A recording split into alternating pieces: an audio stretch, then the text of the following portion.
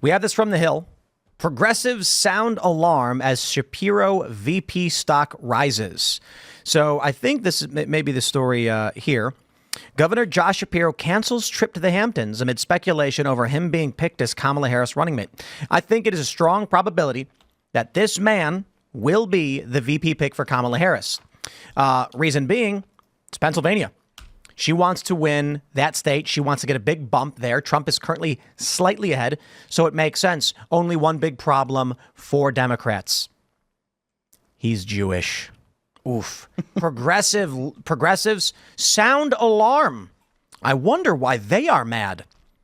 One letter signed by nearly 50 progressive leaders pointed to Shapiro's shortcomings as a national candidate and urged the vice president to consider Kentucky Governor Andy Beshear, Minnesota Governor Tim Walz instead. With the compressed timeline ahead of us to defeat the Trump-Vance MAGA threat, we simply cannot afford any setbacks.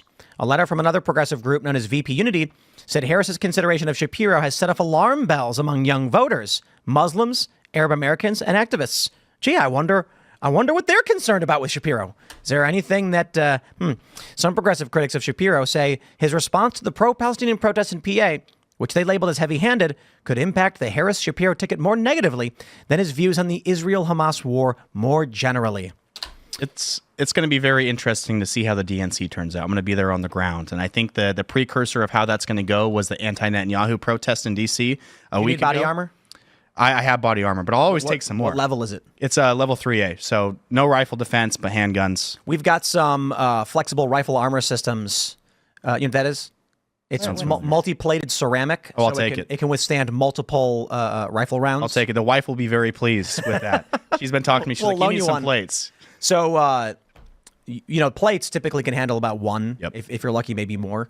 But the flexible rifle armor system it's octagonal ceramic plates all separated. So when one shatters, so long as you don't get hit in the same spot again, the other ones, and you may need it. Yeah, I'm gonna take you up on that. No, I think this is the perfect opportunity for something to happen is at the DNC, and I think we're going to see something happen, whether it's low scale riots, somebody getting hurt or actually killed, they're gonna break in. They're going to break in because the security isn't going to be as tight as it was at the RNC with Trump there. So there's a lot of possibilities of what's going to happen. A lot of reporters are going to be on ground. Vice president, I mean, yeah, but if they pick Shapiro when that pro-Palestinian crowd is outside, man, I can't even imagine the chaos that's going to ensue.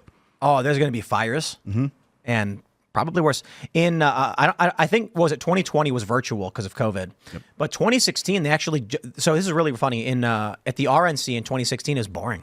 I thought the RNC would have more protests. I was at the RNC in 2012 and the DNC, and the protests were both kind of meh. And we thought it would be bigger because of Occupy. 2016, I thought RNC would be a lot bigger because of the way things were going with Donald Trump. Nope, there was a march.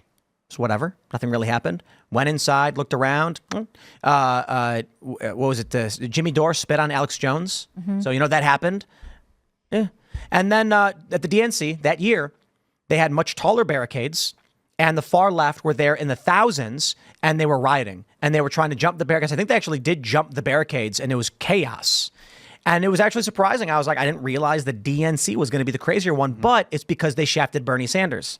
So now I'm wondering what the progressives are going to say when there wasn't even a primary, when they completely shut out any possibility of a progressive candidate and installed Kamala Harris.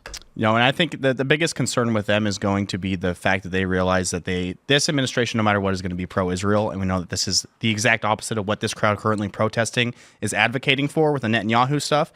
And I think we're going to see some violence break out. But especially at the DNC, it's going to be very concentrated. And all you need to know about this movement is it's literally 2020 all over again when it comes with BLM is there, Antifa's there. I literally saw Lisa Fithian, who is a very renowned organizer.